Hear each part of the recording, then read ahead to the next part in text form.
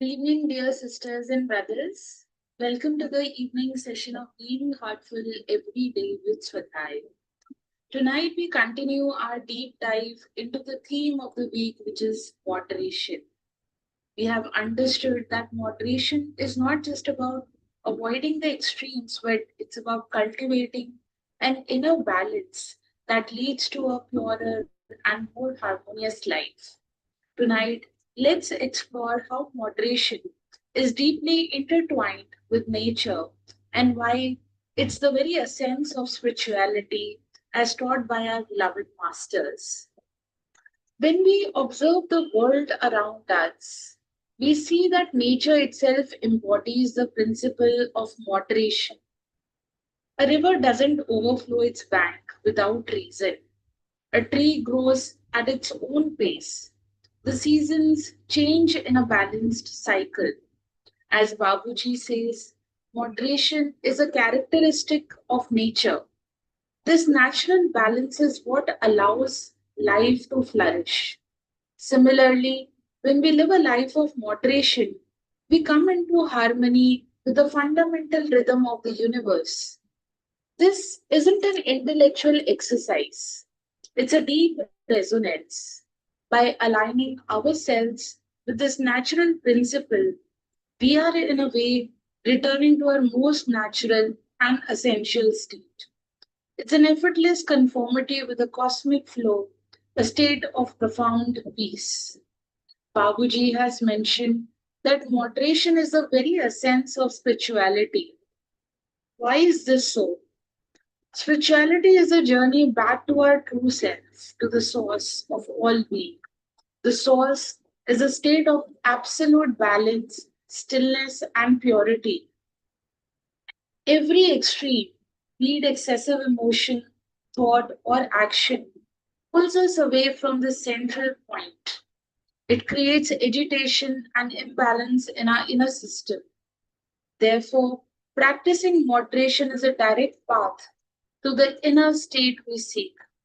It helps us find balance in all our senses and faculties, which is a key to profound meditation and a truly spiritual life.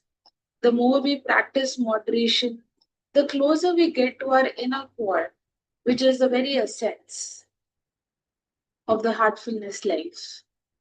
Babuji also reminds us that to cultivate moderation, we have to pay special attention to both the internal and the external ways of life. This is a crucial teaching for an abhyasi. Externally, we practice moderation in our daily habits, what we eat, how we speak, the entertainment we consume. This helps us manage the external influences that can disrupt our inner state. Internally, we practice moderation in our thoughts and emotions. This is a more subtle and profound aspect of the practice. It's about not allowing our mind to go to the extremes of joy or sorrow, but instead staying centered and equanimous. This internal moderation is what ultimately leads to the effortless state of being. Dear sisters and brothers, we request you to also share the BHED sessions and the Heartfulness master classes with your near and dear ones so that they can also benefit from these sessions. And now we will resume our article reading from the article Love in Action, which is by beloved Daji.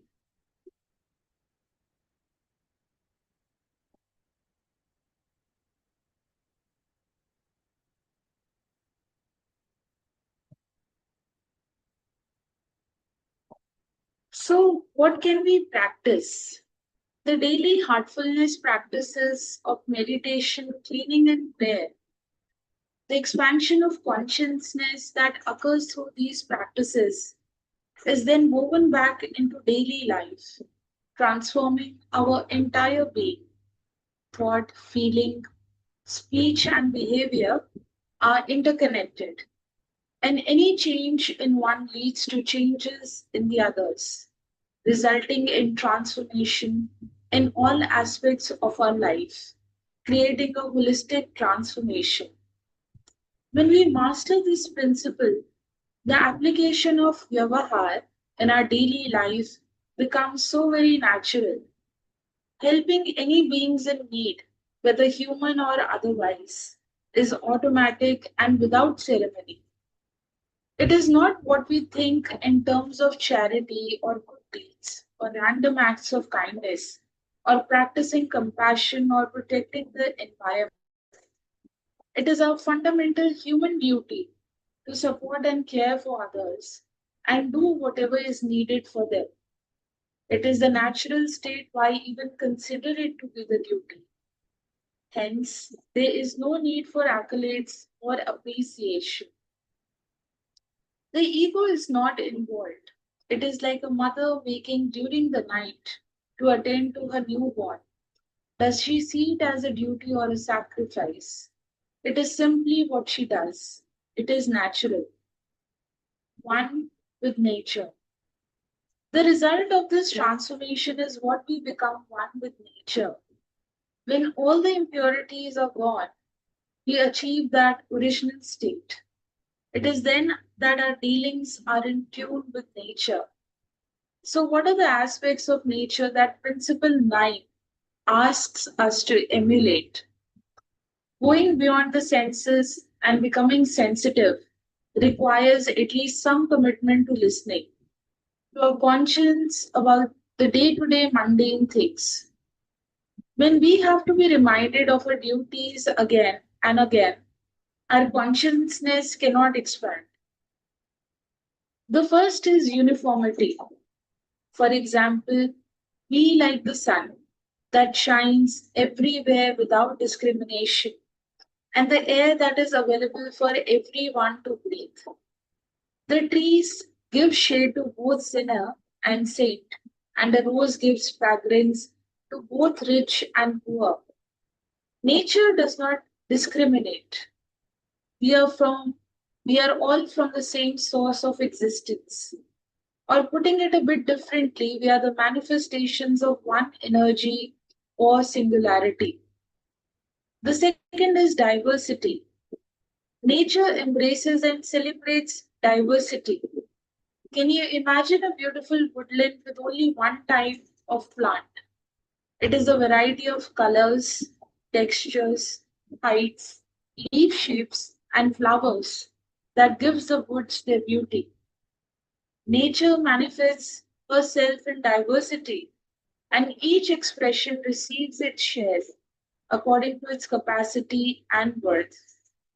When we combine these two aspects, we arrive at the idea of unity in diversity, which is the ultimate way we are able to value each other, accept our various strengths and weaknesses, live a happy family life in community, and accept that we evolve by ennobling others.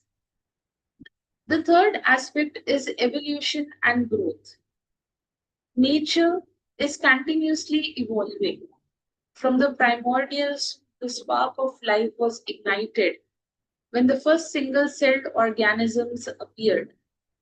It took millions of years to evolve into the diversity of species we see today.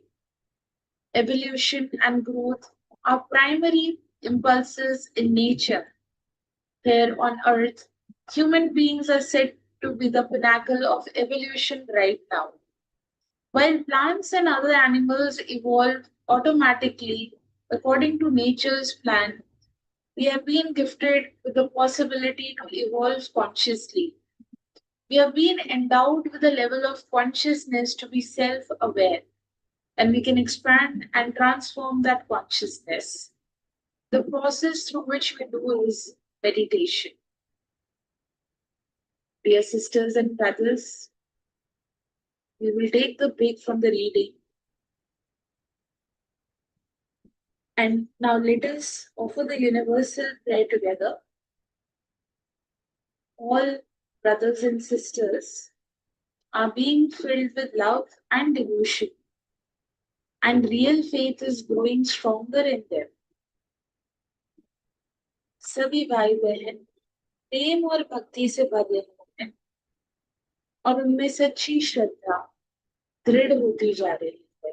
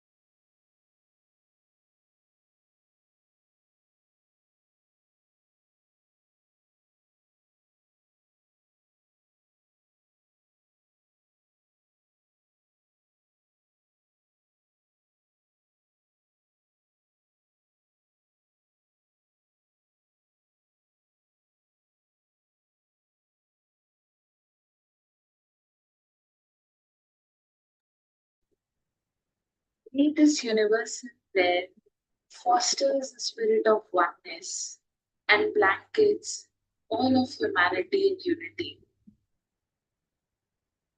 Dear sisters and brothers, as we conclude our day, let's take a few moments for inner reflection and the bedtime prayer. Gently review your day, examining it with a calm heart. Ask yourself, where did my thoughts, words, or actions lead to imbalance today? Was there a moment when I was pulled into an extreme? And what was the root of that impulse? And what is one clear resolve I can make for tomorrow to practice more moderation? Offer these reflections and your resolve in prayer, surrendering your mistakes and seeking grace for a better day ahead. And rest in the profound peace that comes from this heartfelt commitment. Dear sisters and brothers, thank you for joining this evening session and for your continued commitment to this inner work. The reflections we share strengthen our connection to ourselves and to each other. And we look forward to meeting you all again for the morning session at 6 a.m. to continue our sessions, reflections on the theme of moderation. May your life be a true testament to peace and light, and wishing you all a very good night.